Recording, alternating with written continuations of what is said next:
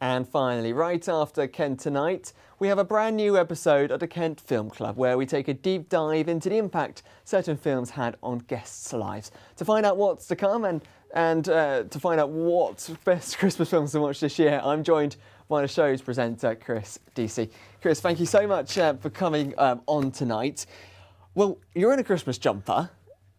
We've had a bit of a festive half of this show. What are the best Christmas films to watch this year?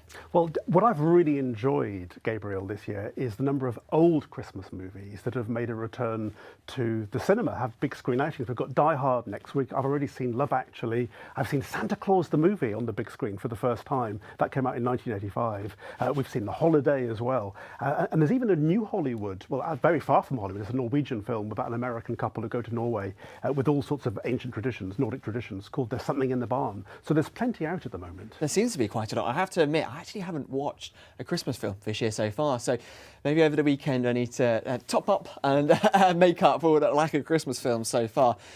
Are there any notable new Christmas movies out this year, though?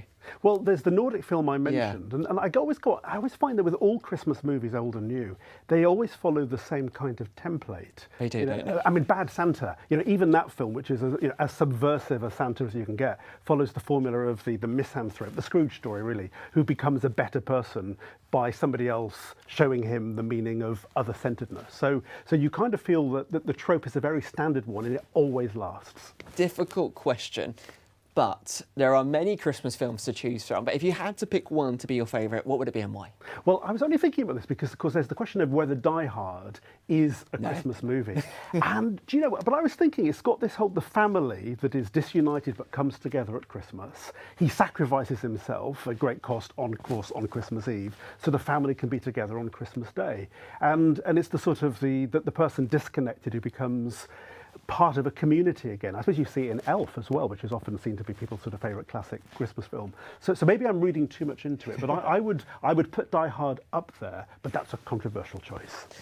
And you're the presenter of Kent Film Club. We've got a brand new episode coming up. Who's on the programme tonight? I think it's someone we might be fairly familiar with. It certainly is. So it's Bartholomew Hall. So talking not about sport, but about movies. And there is a Christmas movie in there. So that sort of justifies my choice of costume today. And I'll give you a clue. It's Nativity. And a really good, diverse range of film choices by Bartholomew tonight. There is a particular Nativity I do like. So after seeing it, it's that one tonight. So were you surprised by his film choices? Well, do you know, I always find with everybody that one of the films he's chosen is one of the Star Wars films, but not the most obvious one. But it was the first film he saw, which of course then caused him to go back over all I would say the trilogy, but there are two sets of trilogies. So that's always the fascinating way in. So it's a film that causes somebody to then look at a whole other set of films through that particular prism, that particular lens, based on what they first saw when they were young.